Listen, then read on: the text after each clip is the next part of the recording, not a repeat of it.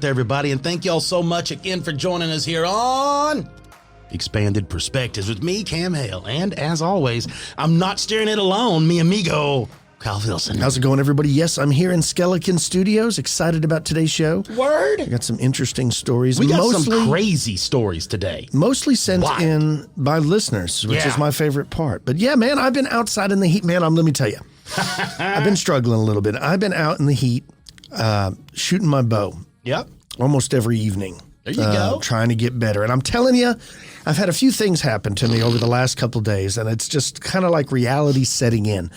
You know how when you watch somebody who's really good at something, like Michael Jordan?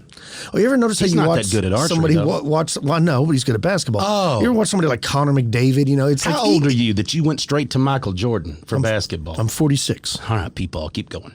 All right. Well, I don't know the new guys, but anyways.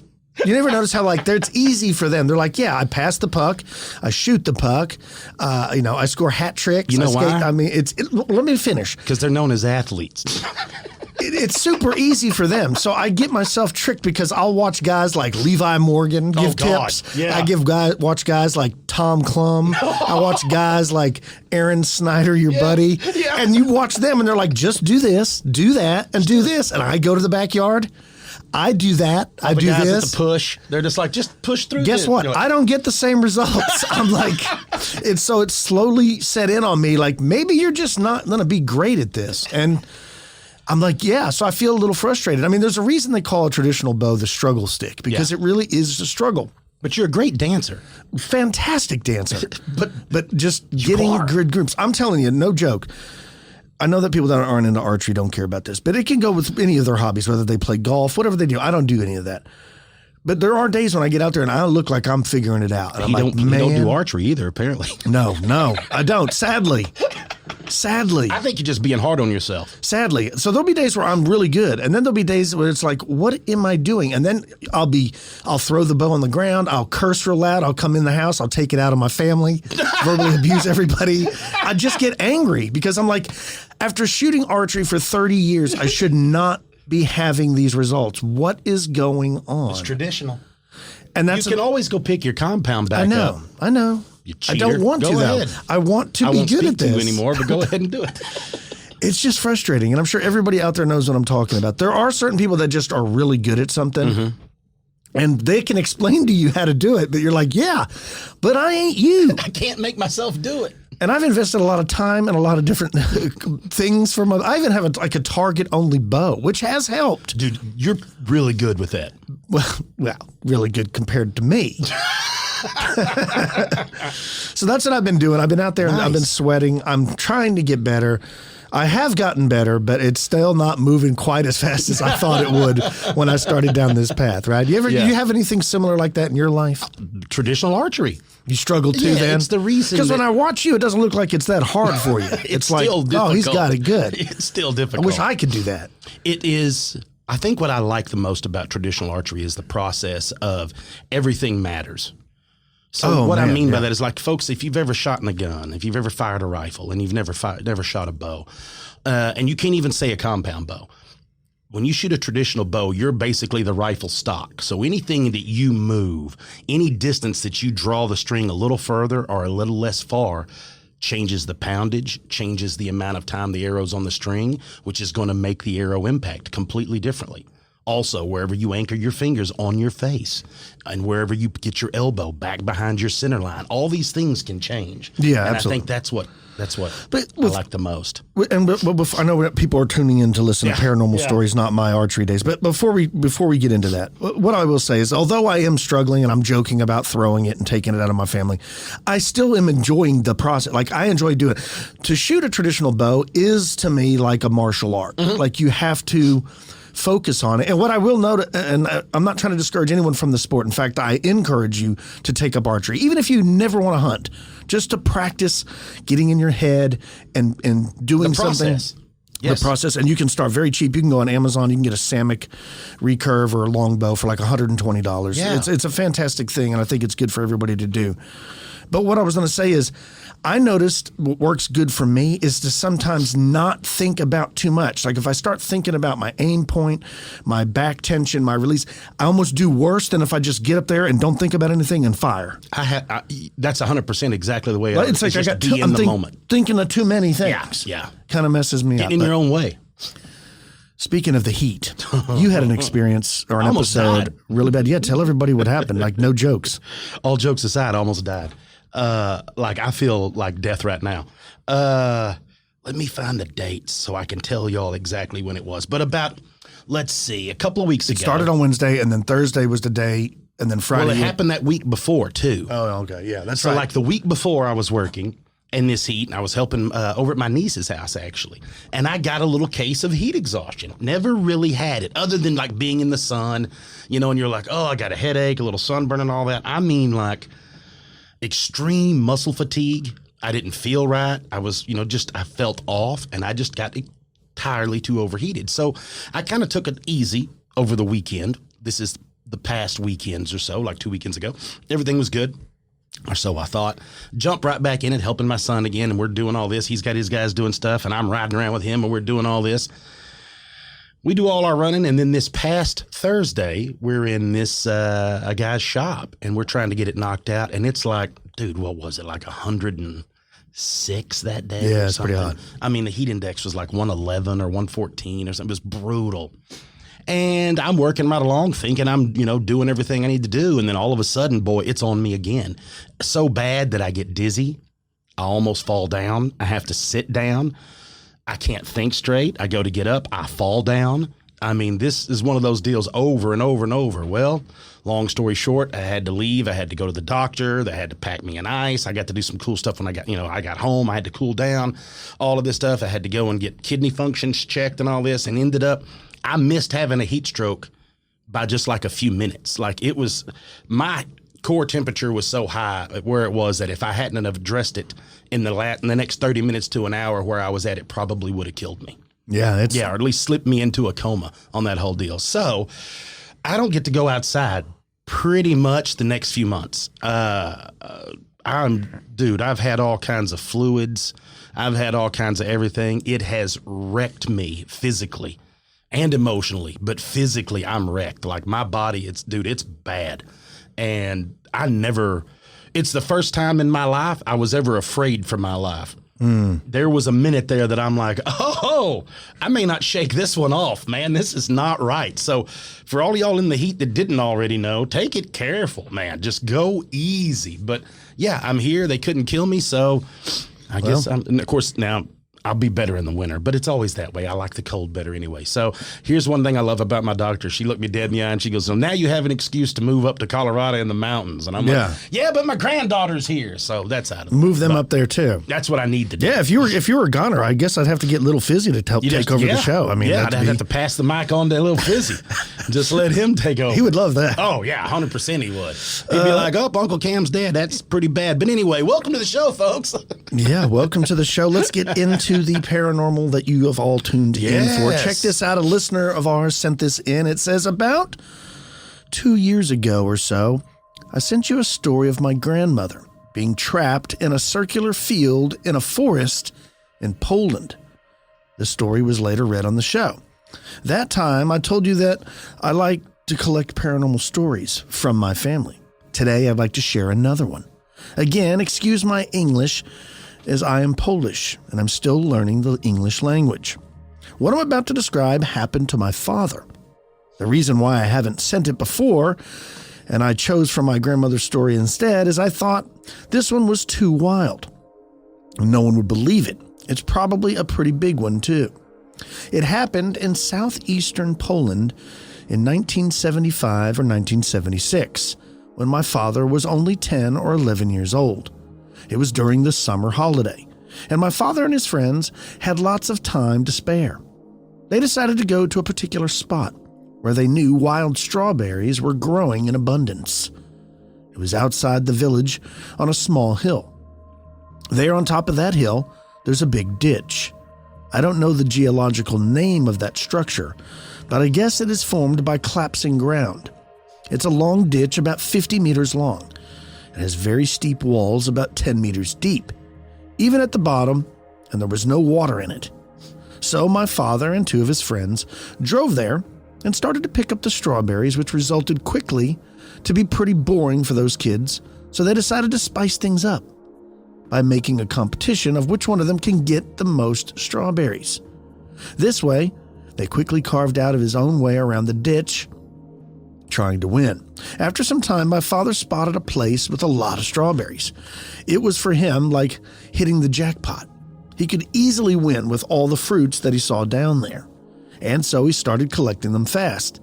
He was totally consumed by that and unaware of his surroundings when he suddenly felt something grab his foot and pulling on it sharply.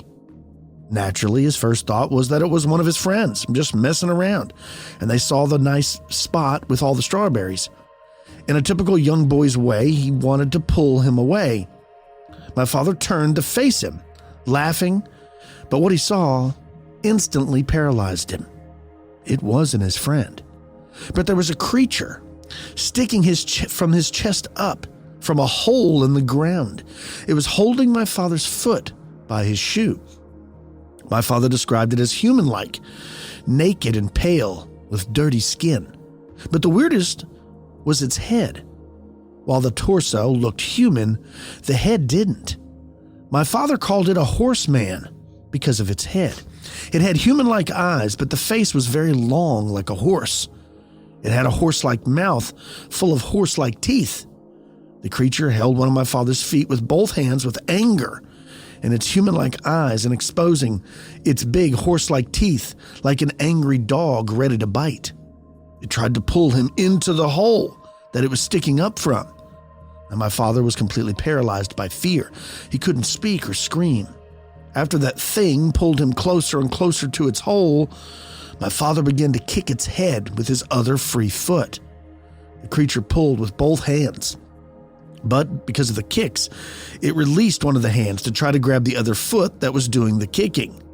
This way, my father somehow managed to free his foot from his shoe, and he was free from the creature's grasp.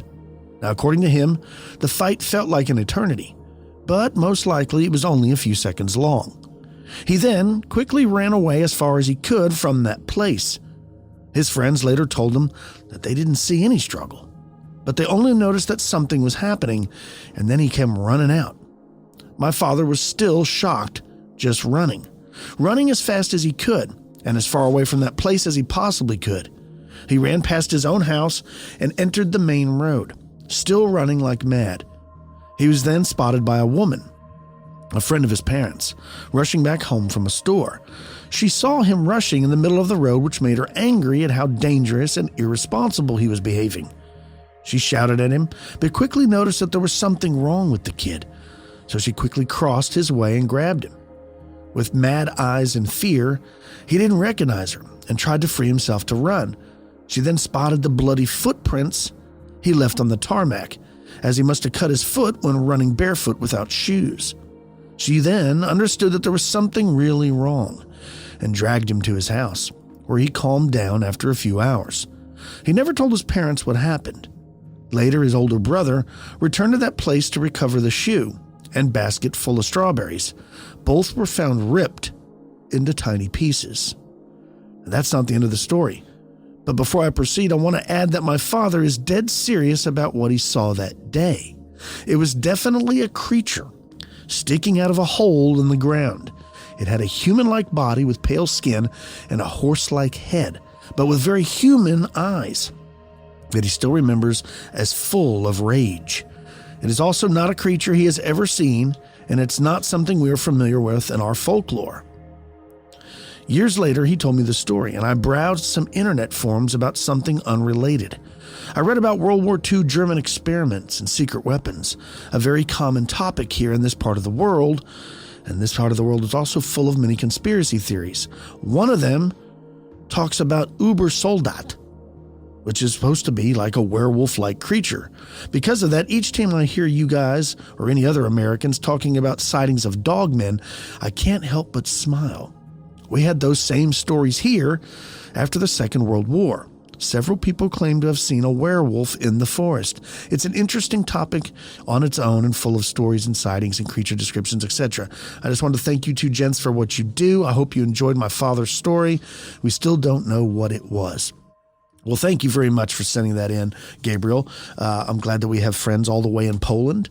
Y'all got some good MMA fighters over there. Oh, absolutely. Joanna Jędrzejczyk. Yeah, they got lots of good stuff. Potato vodka and things like that. There's lots of good stuff. Mariusz Putinowski, isn't that the guy that's the world's strongest man? That's where Krzysztof Szynski. Yeah, I've also got all the Z's in the alphabet too. Yeah, whatever happened to Krzysztof Szynski? Probably retired.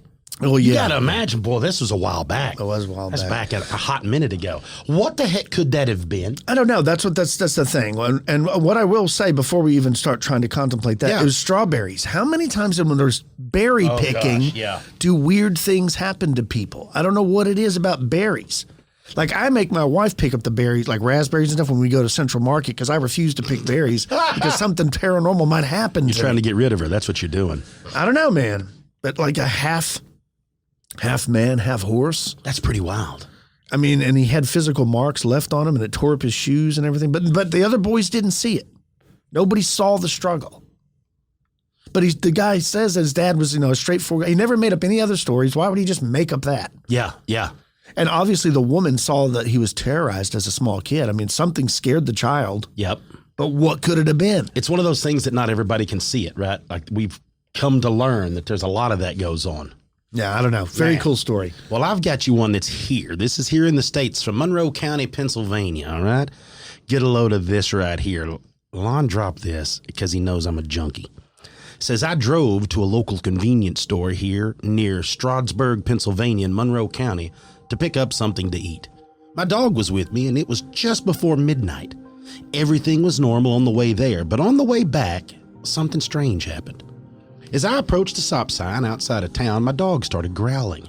My dog rarely growls, so when he does, well, I take notice. I looked around and saw a deer walking toward the road from behind a large oak tree. The deer then stepped out onto the road. It's about 50 feet from me, but then the deer starts to walk towards the headlights of my car, which that's not strange. Right. We've seen them do it, right? But as it gets closer, I begin to see its face much clearer. And at first, I literally shook my head a bit in disbelief. Then I did a double take. The deer had a freaking human face. There was no elongated nose, no big dark eyes. It was a freaking person's face. The eyes had white surrounding dark blue colored pupils and was forward setting, looking directly at me. And I just froze. I don't even remember if my dog was growling at this point. I was truly scared by what I was witnessing. Well, it kept looking at me for almost a minute.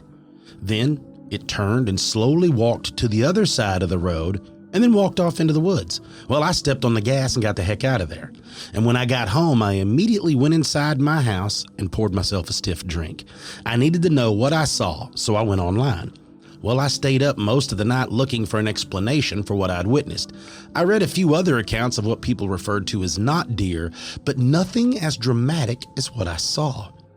I'm beginning to believe that I witnessed the results of an experiment that went wrong. So, that's all I can really tell you right now, and this is where I found my research has led me to. Can you give me any answers as to what I saw? The date this happened was Monday, June 26th, 2023. Thanks, Dave. Wow. He mentions an experiment going wrong, and that's kind of like the story that we just read from Poland. Gabriel talked about in his email that he was looking on YouTube and he found some videos. And on those videos, there was some human-animal hybrid experiments that took place in World War II by the Germans.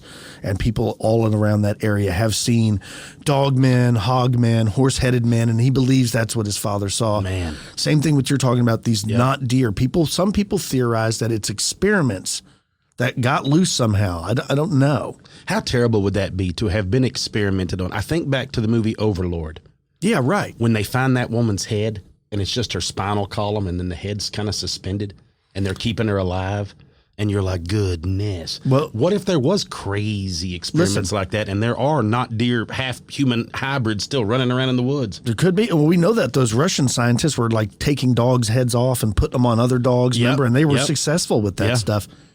And that's just the experiments that you know about. I mean, it's totally plausible to me that there's all types of crazy experiments that no one talks about. Yeah, for sure. Right? Why wouldn't there be? Yeah, exactly. And how terrifying and crazy it is. Some of the research that's gained from doing that might lead to modern medicine and helping people. Yeah. I mean, because if you can proficiently do stuff. But the bad part is all the testing we do.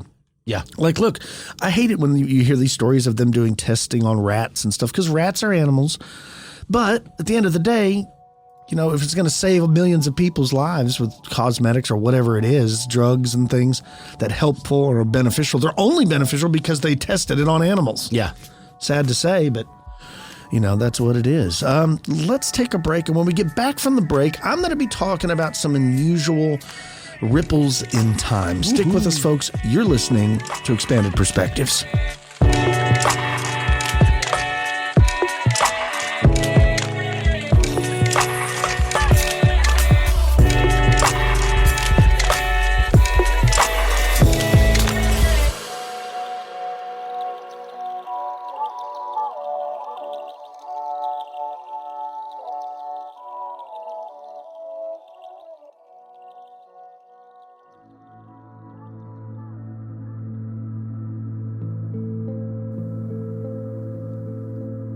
Time is the apparent progression of events from past to the future. While it's impossible to completely define the nature of time, we all share many common experiences bound by time. Causes lead naturally to effects. We remember the past, but not the future. And the evolution of time appears to be continuous and irreversible. Einstein's theory of special relativity revealed that the experience of the flow of time is relative to the observer and their situation. Previously, the work of Isaac Newton had assumed the existence of what was called a master clock that kept synchronized time throughout the entire universe. This clock wasn't really thought to exist, but the concept allowed Newton's equations to work. Einstein discovered that the passage of time is relative. In special relativity, moving clocks run slowly.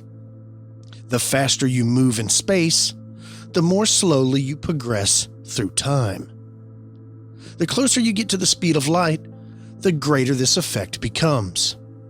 In the decades since Einstein first proposed this concept, physicists have made multiple measurements that demonstrate this effect. An atomic clock aboard a jet airplane will tick at a slower rate than one on the ground. Stranger yet is time dilation. When Einstein developed his theory of general relativity, he extended this concept to be known as time dilation to situations involving gravity. The presence of strong gravity also slows the passage of time.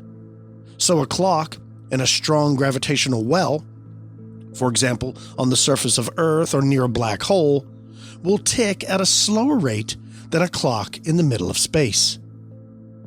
Time travel into the future isn't just permitted, it's mandatory.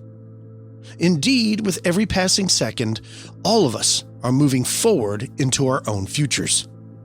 The future, well, it's unavoidable, and it is impossible to escape.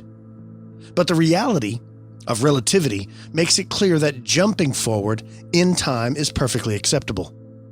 If a twin sets off in a rocket ship and spends a few years traveling near the speed of light, when they return to Earth, they will have aged less than their Earth-bound twin. Although only a few years may have passed on the spaceship, decades, even centuries, could have passed on Earth, depending on how quickly the rocket traveled.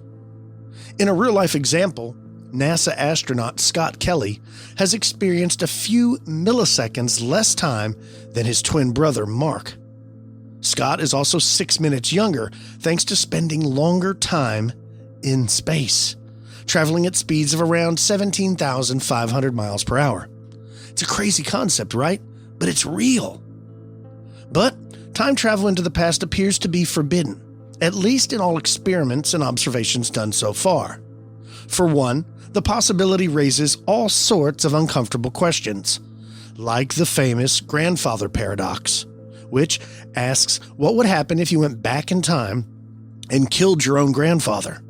You wouldn't exist, so you wouldn't be able to travel back in time to commit the act.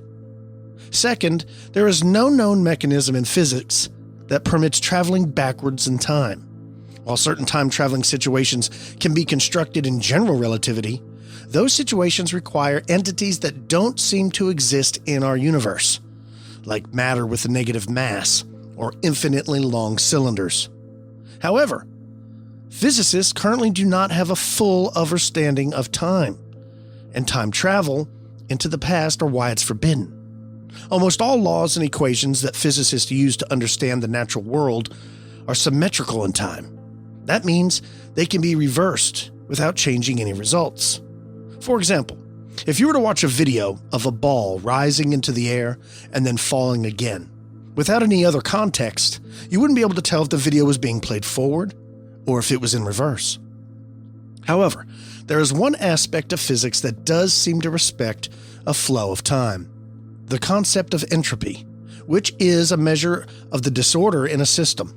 According to the second law of thermodynamics, entropy always rises in a closed system, and this evolution can't be reversed. When you think about it, time really is strange. A year on Earth is approximately 365 days. Why is that considered a year? Well, 365 days is about how long it takes Earth to orbit all the way around the Sun one time. On Saturn, for example, to make one revolution around the Sun, or 1 year, is 10,759 Earth days. That means if I was born and lived on Saturn, I wouldn't even be 2 years old yet. On the opposite side of the coin, Mercury, with full rotation, only takes 88 Earth days. That means if I grew up on Mercury, I'd be 191 years old. But remember, time is relative. Scientists, philosophers, and others have pondered the nature of time. And although we've learned a lot about time, such as the reality of time dilation and the possible connection between time and entropy, we haven't been able to come up with a complete description of what time is. Some philosophers and physicists have argued that we experience time just as an illusion, an artifact of our consciousness. In this view, the passage of time isn't even real. The past and the future already exist in their complete extent, the same way the entirety of space already exists. What we sense as the flow of time is actually a byproduct of the way our brains work as we process sensory information from our environment. What about time slips? We talk about it all the time on this show. What about the multiverse? In one account, in Oklahoma in the 1970s, 3 workers were picking up a cattle feeder equipment from a farm and noticed a white house on the property. When they came back the next day, however, the house was not only not there, there was no sign of it ever have even been there. Yet all 3 workers saw the same thing the prior day.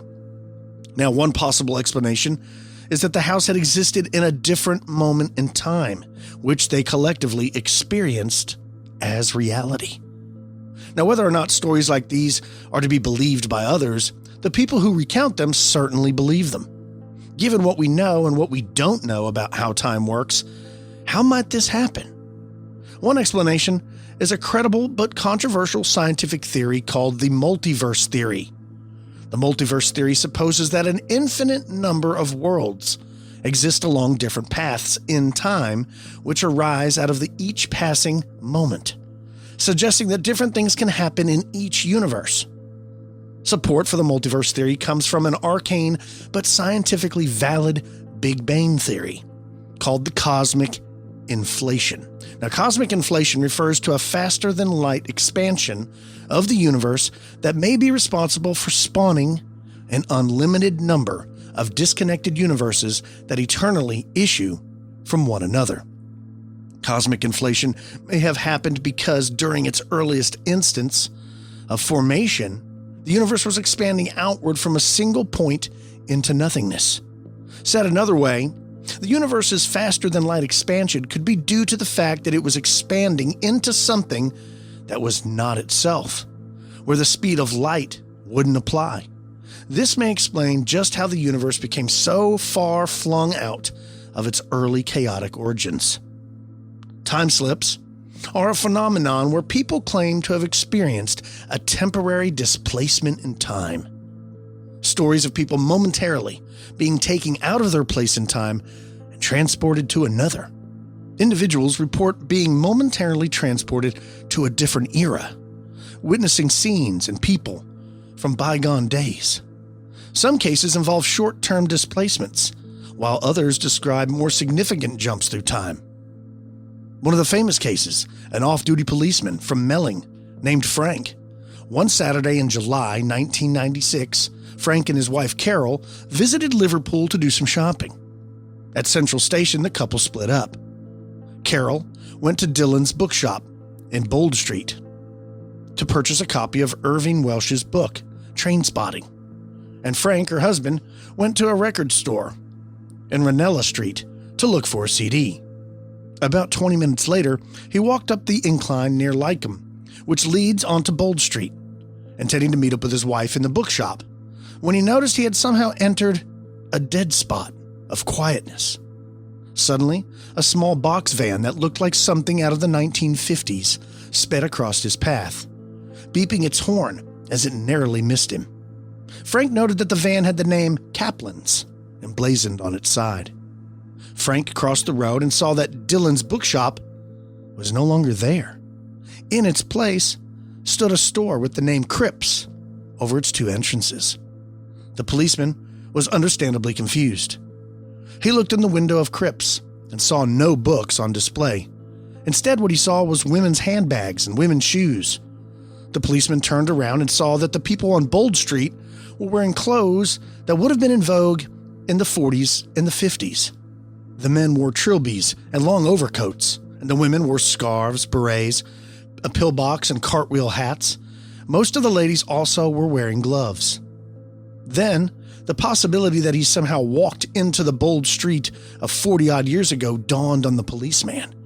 He seemed to notice what had happened.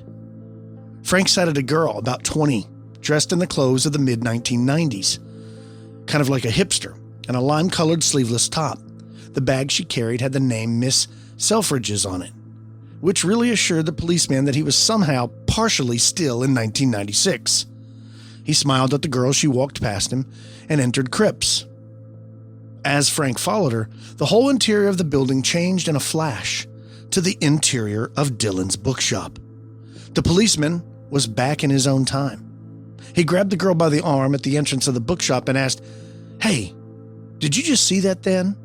And the girl calmly said, "Yeah, I thought it was a new shop that had just opened. I was going to look at some clothes, and now it's a bookshop." The girl just chuckled, shook her head, and walked out. When Frank told his wife about the incident, she said that she hadn't noticed anything strange, that Frank stopped messing around. But Frank was adamant. He said, "I wasn't hallucinating. I saw it. The girl I just spoke to on the street, she saw it too." Well, it turns out that in the late 1950s and the early 1960s, there had been an actual store called the Cripps in the exact location where Dylan's, and later Waterstone's, bookshop now stands. And there had also been a firm called Kaplan's in existence around the same time. So there, he literally walked into another universe, a parallel universe. He had went back in time. He went into a shop that was there back in the 50s in the exact location of where this news store is, this bookshop is now. What a crazy concept, right? There's another famous one from the south of France. And this wasn't just experienced by Frank and a strange girl, two people. No, this was experienced by four people.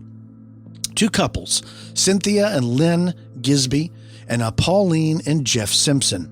Now, the two couples were on a holiday in the southeast of France, and they spent a night staying in an unplanned, small, rural hotel. The building was notably old, they said, as a structure, but not considered initially to be anything more than just a rustic hotel in a rural part of France. It was noted that there was no glass panes in the window. They thought that was kind of odd. Only wooden shutters. The beds were noted as high wood frames, and the mattresses were feather mattresses. Both couples took a photograph of their wives, of each couple leaning out of one of the bedroom windows together. The photos taken by their husbands from the outside, at ground level. Several other photos were also taken on the grounds. They were served dinner that evening with period cutlery. Not a large dining room either. They said it was about a half dozen or so tables, and they enjoyed their meal. At breakfast the following morning, 2 police officers came into the hotel, interacting with the owners and buying some cognacs. A woman in a formal evening wear dress also entered the dining room. They presumed having returned from an all-night party is what it looked like. They said the people looked very old-fashioned. Likewise, the police officers wore uniforms that seemed a little bit old-fashioned. But, they didn't really think much of it at the time. Len Gisby asked one of the officers for directions back to the auto route. The officers didn't seem to understand what he meant by auto route. He seemed not to understand the term, which basically just means motorway. He eventually gave them directions back to Avignon after he recognized the name. Upon settling the bill, as they were leaving, the party was dumbfounded to find that they had only been charged 19 francs for all 4 having stayed and dined. But they didn't want to argue, so they paid and left. Upon returning to Avignon, on the return leg of their tour, they attempted to find the hotel once again because it was so cheap. But despite searching the area 4 times, they could not find it. Upon returning home after their trip and having the photos developed, Jeff and Pauline noticed that the photos which he had taken of the wives leaning out of those first-floor shutter windows, they didn't come out, nor any others while they were there. Every photo they took on their trip came out, but the ones at that hotel, they couldn't be developed. They should have been on the film. Jeff was adamant that he had taken them. Everybody on the trip remembers him taking them, but they weren't there. After consulting Len and Cynthia, they found that their equivalent photos that they took also were missing when they were taken at the hotel. All their other photographs, perfectly fine. The ones at the hotel, they didn't come out. What was going on? Len and Cynthia came to the option that they must have somehow traveled back into the past, and they started to do their own research. They say that the old uniforms that the police were wearing that they saw and the woman's old dress matched images in books from the 1900s. Strange but true. Both couples returned to the area a few years later. They found the same road again, but that's it. They also said that on the road, all of the trees seemed much taller than they remembered, only a year prior. And as tantalizing as the hotel was, all they found were crumbling ruins of an old building. None of the locals could remember if it had ever been a hotel before, but they did say that the building next door had once been the village police station around the turn of the century. So again, and like we always talk about on this show, it's one thing when one person has an odd sighting, sure, but when multiple witnesses, whether it's a UFO, a cryptid, a time slip, whatever the reason, if you have multiple people, those, to me, they're just spectacular because it confirms what they saw. They didn't hallucinate. All of them hallucinated it. Don't remember it. How did the photographs not develop? I don't know, man. I love these stories. Check this out. This comes from one of our listeners. He says, "Hey guys, I've heard you guys talk about time slips before, and I wanted to tell you something a friend of mine experienced back in 2008. I'm 31 years old and from central Pennsylvania. But this story takes place back in September of 2008 when I lived in Ohio. At that time, my best friend, Sierra, and I went to a park named Hocking Hills, in for a day retreat from our busy lives. We had decided at this random spot, and when we first got there together early in the morning, we were going to go just after sunrise. It was a nice, warm, late summer day, and we just got the wild notion to go for a drive to Hocking Hills, since the area is well known for its several walking trails, a cave or two, and several waterfalls and creeks. The day was very warm, maybe around 75 degrees or 21 degrees Celsius, so we had worn shorts and short-sleeved shirts. We started down a trail at random and found that part of the trail had been washed out. So we had to take another path, which according to our phone's GPS tool would force us to cross a small country road. As we played with our mobile phones, we noted it was roughly 12 noon. We happened to be passing a group of seemingly odd backpackers before we reached the road, and one of the people gripped my shoulder and turned me around to warn us to beware of a washout up ahead, and if we were going to take the trail into the woods. Instead, the person who stopped us let go of my shoulder and recommended that we follow a trail nearby which would go next to the forest fire lookout tower instead, as it passed a small clump of downed brush. As we crossed the road to the tower trail, we noticed that there was a caution tape all around the fire tower. There was a pungent smell in the air, which we couldn't identify. The windows on top of the tower appeared to be taped up. They looked grimy, and there were flies all over. We walked past it, commenting on how odd that was, and continued down the trail we had been recommended to take. But it was neither of us had noticed before on the previous walk to the area. We don't remember that trail or that tower. This trail took us past the fire tower and then cut into the woodlands. As we walked into the forest, maybe 1,500 feet or so, we took notice that no one seemed to be around. In fact, not only did we feel isolated from others, but we felt very chilled without explanation. Sierra pointed it out verbally while I was thinking it. We just continued walking. Eventually, the air started to get noticeably chillier and damper. This did not seem odd and unusual at first. As we continued to walk, the air seemed to go from warm to what felt like 50 degrees. We started to shiver. It was also getting darker as we continued forward. At first, I thought it was just due to the green leaves on the trees and maybe a passing cloud overhead, but the darkness really did not improve as one expected. As we walked, we looked around and there was nothing but trees on all sides. There should have been a forest edge somewhere, as the area wasn't really that big, but aside from some hills and tall pine trees, there wasn't any real ending. There was no ending to the woods like we expected, as the area tends to be narrow, and normally you can see the edges. So my friend took out her phone to use her GPS because she instinctively felt lost, but her battery was nearly gone. I took mine out of my back pocket, and it had no signal. The battery, oddly, was also almost dead, and showed EE for time, meaning that it couldn't even update what time it was. It was only then that the light grew dimmer, and I noticed the area seemed very silent.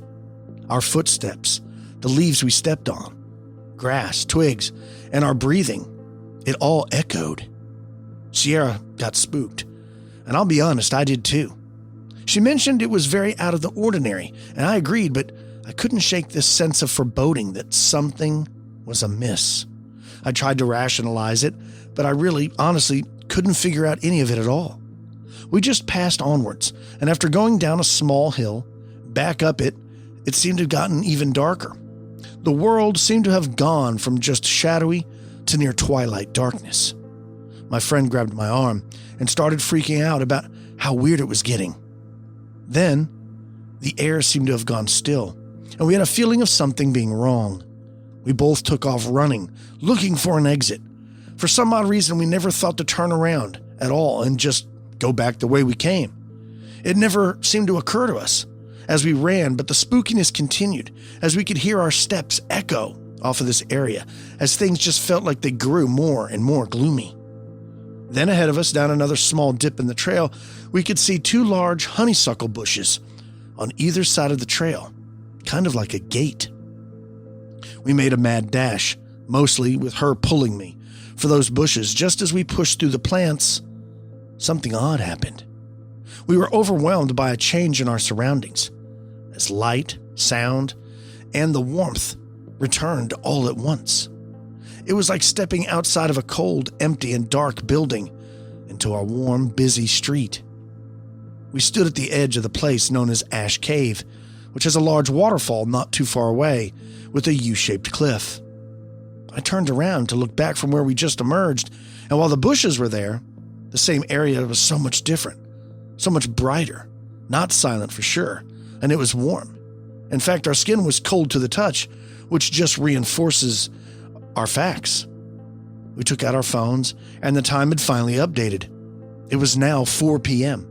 Now, the normal trail would only have taken an hour to walk fully, so we lost 3 full hours. Logic attempted to set in, and we decided the trail we came up must have just appeared creepy, and that there must have been a lot of clouds overhead, or a storm blew by. But when we went back between the bushes, there wasn't even a trail. Nothing looked like it had just a few seconds ago. Sierra walked around the bushes twice, and it was the same bright, sunny day, with no darkness and no trail. We waited. It was blue sky overhead, and we could see the edges of the forest, and we could even see other people. The trail that we had been on simply vanished, as if we had never walked on it. Upon returning to the normal trail with the washout, we ended up locating an offshoot path which took us back past the fire tower. It was here that we noticed it was normal looking. All the windows were not taped. There was no grime or dirt or filth on them. It was all very clean. There were no flies. There was no pungent smell. We don't know what it was, but it was certainly creepy. Of course, I jokingly told her later that day over dinner that we had entered a fairy realm by mistake and that we were lucky to get away. She didn't find it very funny.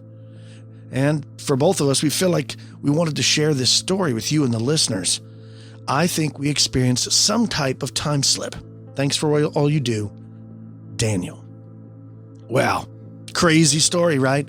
A missing 3 hours. They were like in the upside down, like from Stranger Things. Like that happened. They walked into, a parallel universe. They walked through some kind of portal, and then they were transplanted back to their reality. And everything was warm and nice, where before they had just been the complete opposite. Very, very spooky. I found this clip I'm going to play y'all of a woman that had a very odd run-in with a possible time slip or time traveler. I don't really know how to classify it, but check this out. When my mom graduated from pharmacy school, we moved into this big house. Whenever we moved in, I always got kind of weird vibes about the house. I had never lived in a house before. We'd always lived in a trailer, so it seemed like a castle to me. But there was lots of dark corners around the house. I wasn't used to my imagination running wild with having a house and all the places there are to hide. We actually had 3 stories, and the second floor was where all of our bedrooms were, the bathrooms, kitchen, everything. And then the top floor was just this one large room. It looked like maybe it was designed to be like a game room or a really nice guest suite. If you were walking around up there, you could hear footsteps on the second floor. It would sound like someone was walking around upstairs at night, but we were all in the bed. So I started thinking that the house was haunted. My kid logic was, well, we were the first family to live there, so there's no way that it could be haunted because no one's ever died here. And that was just kind of how I rationalized it. I think that was just what kept me from getting scared and just keeping myself okay with the noises that I would hear. They always say big houses just make noise, like the wood expanding or the pipes just rattling, so I just kind of chalked it up to that. I lived there with my parents and my brother and my younger sister, who was 10 years younger than me. I was like her go-to babysitter. Anytime my parents were going to be gone, I was in charge of taking care of her. So at the time that this happened, I was 13 and my sister was 3. My house had actually been broken into that year. So we had recently gotten an alarm system and I was super paranoid. So anytime I was home by myself, I turned the alarm system on, and it had a stay option. So if you were at home, it would only go off if somebody opened one of the doors or windows. The motion sensors inside the house were not on. I had that on because I was home alone with my little sister. My parents were at work, and I think my brother must have been at a friend's house or a school event. I had been watching my sister all day. She ended up going down for a nap, and I wanted to go take a shower. The bathroom door was actually unevenly hung on the hinges. So when you would open the door, the bottom of the door would drag across the tile and make like this really horrible sound. You always knew if someone was going in that bathroom. Like if I was in my bedroom and had the door closed, I could hear that door opening because you just hear the scratch across the floor. If you held onto the knob and pulled the door up and like held it up while you were going in, you could make it to where you could hear it on the floor, but only my family knew that. Someone just coming into our house wouldn't have known that. So I went to take a shower, and when I got out, I saw the mirror was all fogged up like it is. In the steam on the mirror, there was writing.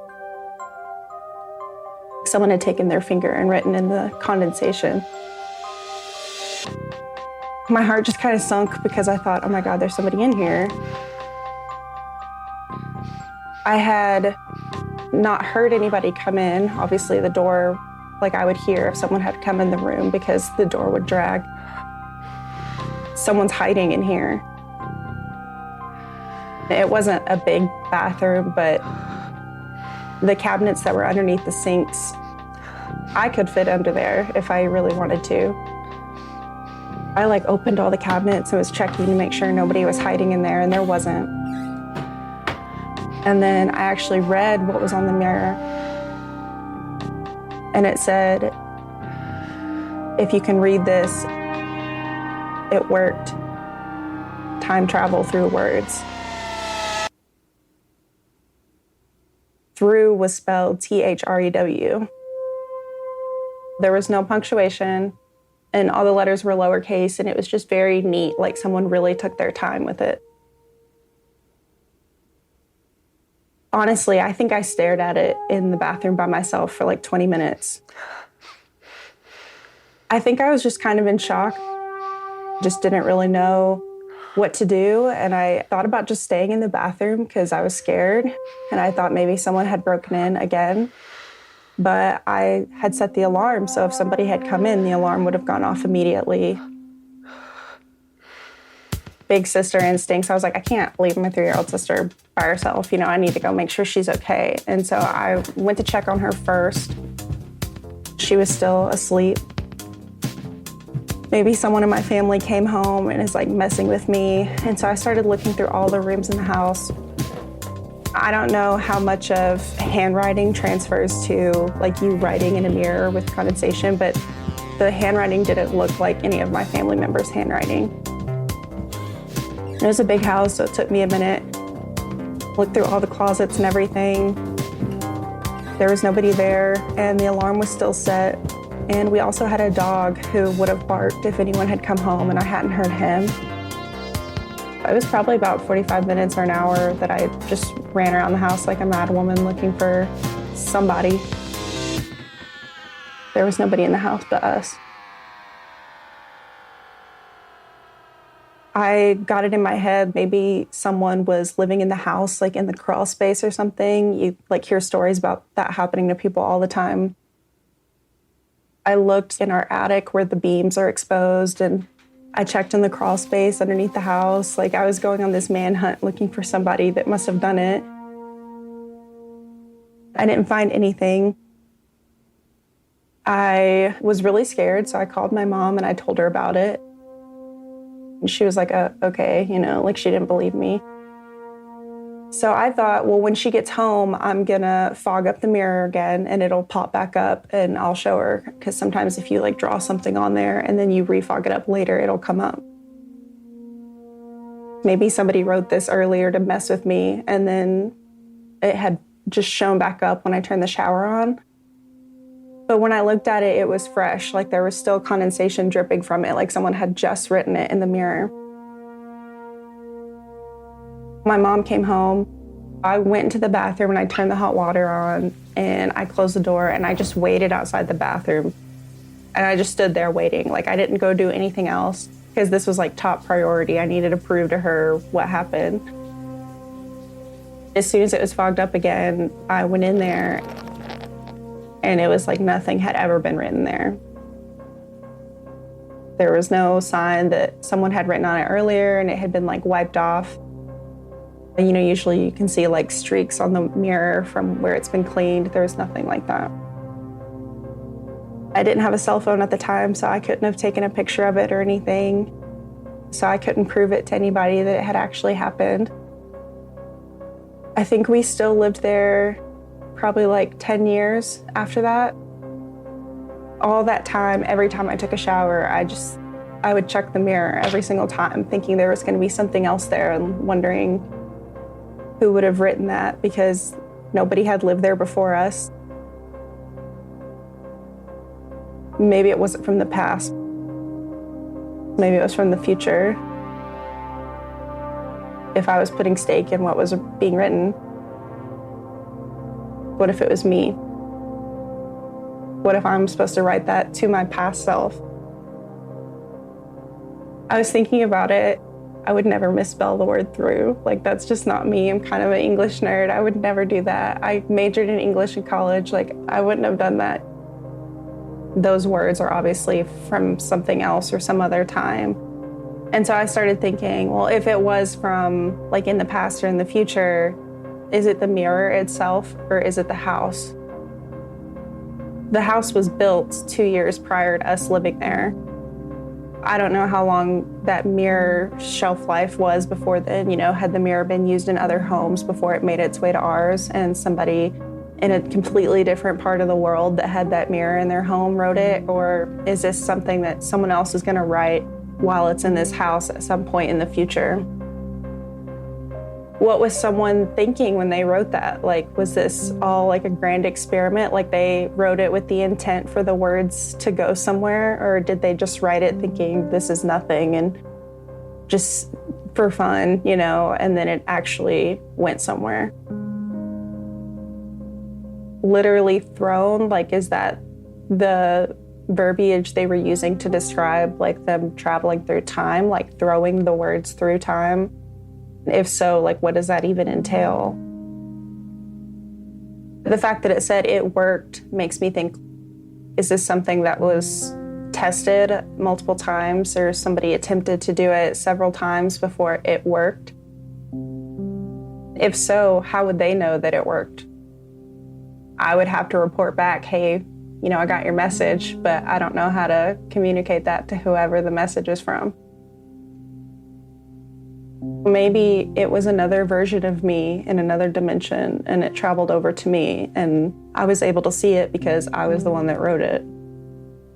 Was it intentional or not? Like, is it saying the words are being thrown? Because in that case, I would deliberately use the correct spelling of through.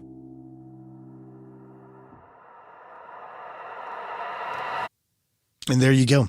What a cool story, right? Who or what wrote the message on the mirror? And like she said, you know, was it her in the future writing back to herself? Time travel, crazy experience. I got that clip off of YouTube. There's a YouTube channel called Tenderfoot TV, and they produce a lot of different shows. That one's from a show called Radio Rental. If you like that kind of stuff, go check them out. Very, very cool. You know, these time slip stories and stuff, I find them so fascinating. And I've got a few more I'm going to do in the elite portion of the show. Let's take a break. You're listening to Expanded Perspectives.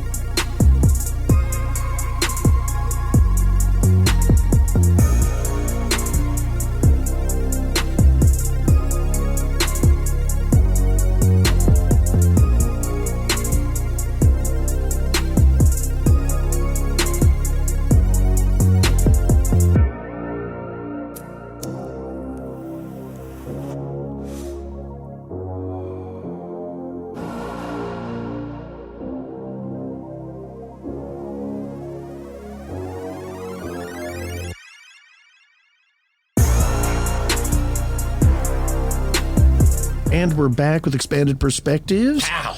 I love those stories in time, time slips, whatever you want to call them. Time is a weird thing when you think about it because it's all relative. You know, and some people theorize that you can't go back in time, and then other people theorize that you can. And, you know, that woman's story that I played for you, I mean, she doesn't know who wrote the message on the mirror. Was it herself? Did that mirror belong to another house before it was put into her house and it was someone else? And like she points out is, well, if this was an experiment, how would she even be able to relate it to the person that wrote the message and say, yeah, it worked? Yeah, true. Very strange. And you hear these stories of people experimenting weird and wild stuff. I love the stories of time slips. I think it's just a cool idea of somebody walking into a parallel universe. They don't know that they slipped through, and they're seeing something from hundreds of years ago, and they see a house up on the hill. They come back down the road a week later, and the house doesn't exist. Nothing that they saw was there, and it's like they bled over somehow. And scientists will tell you that the multiverse is real. There used to be a show on television. What was it called? Fringe. Yeah, that's right. Good stuff. I don't know what happened to that show, but the first couple seasons were really good. And, you know, I think that this stuff happens. And how many times does it happen to you and you're not aware of it? That's what I want to know. Like maybe it's all the time. Maybe when I'm really lousy in the backyard with my bow, it's because I'm in a parallel dimension. And when I'm really good, hey, it's a good point. That's the dimension. That's the dimension I want to remain in. Is the one where I'm good. Talking about. Yeah, sign me up. I want to move there. Yeah, it is strange though, but also it feels normal. Like for some reason, the whole time slip stuff and all that stuff feels completely plausible to me. Right. And everybody's like misplaced their keys or done something, and you've looked and you can't find it. And then you'll come back into another room and there they are. And you're like, did I just jump in time? Did I somehow, I didn't really misplace it, but I like walked through a wormhole that I didn't know. And it wasn't there because it slipped into the other dimension and now it's back. Because I know for a fact that one time I lost something. And I went back to the same drawer that I keep it in. And I probably checked it 7 times because, I don't know, I'm obsessive compulsive. My father had that. Remember my dad with the door locks? Goodness, yes. He would always check the door to see if it's locked. And then he would walk away and I'd watch him walk right back over to it. 2 minutes later, check it again. Walk away, walk back, check it again. Every and time. we would jack with him. Of course, we'd get on the other side of the house and then we'd unlock it, you know, just to mess with his OCD. But I think I have that sometimes, especially when I'm looking for something. You're just obsessed. And I remember I checked and I'd look everywhere. I'd go out to the truck. I'd look over here, and I'd go back and look in the same drawer. Nope, not back yet. But then one time I opened it and it was there. And then you start scratching your head like, am I crazy? You said your son did the same thing where he knows he threw something, a screwdriver or something. That bit, it was a flathead bit that had broke part of the corner off of it when he was working in prom for the prom committee. And he knows he threw it away. Yeah, he told me straight up. He went to the trash and tossed it. It was out of a, not an impact, but a regular screw gun that it had broke off the corner, so it was useless, and that's why he tossed it. He's like, there's no reason to keep this. This one's done. Dropped it, trashed it, moved on. Yeah, and then he gets home and it's in his pocket. Yeah, how do you explain that? He's had some weird stuff like that happen with where he thinks either he's completely insane, like, you know, crazy like his mom, which is a really, really, really good point. I mean, like he could be just like her, just thinks they think they do things, but they don't really do it, you know, but in their mind they think imagined they do it. You did it. Yes. So I do that sometimes when I'm dreaming. I think I accomplished something really great. Then I wake up and I'm like, no, I'm just me. You didn't buy that. You don't have that. Yeah, I'm just me. Remember waking up as a kid and you wanted that dirt bike and you thought you had it, and then you're not quite fully awake, and then you realize you don't have it and you're like, darn it. Man, it didn't get here overnight. Yes. Yeah. Well, hey, listen, if you have any stories you'd like to share with me and Cam, as well as the listeners, please call the hotline, 888-393-2783.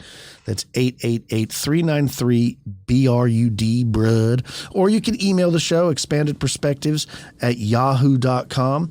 And let's not forget that on September 2nd and 3rd, me and Cam are going to be at the Paranormal Roundtable's 2nd annual Dogman Cryptid Conference in Fort Worth, Texas. There's going to be all kinds of cool speakers there, like Nick Redfern, Lyle Blackburn, Ken Gerhard, Josh Turner, David Weatherly, and a lot of other people, Christopher Garantano and stuff like that.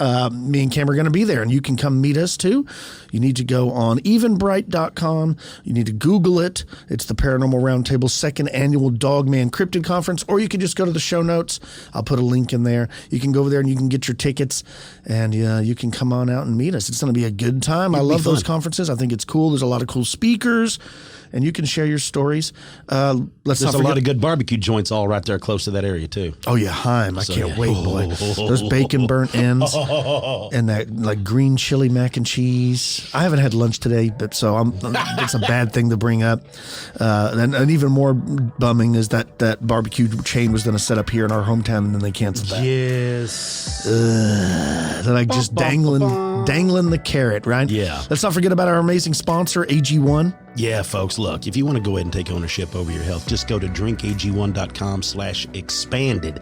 When you go to drinkag1.com/expanded, you're going to get a free 1-year supply of vitamin D and 5 free travel packs with your first purchase. That's right.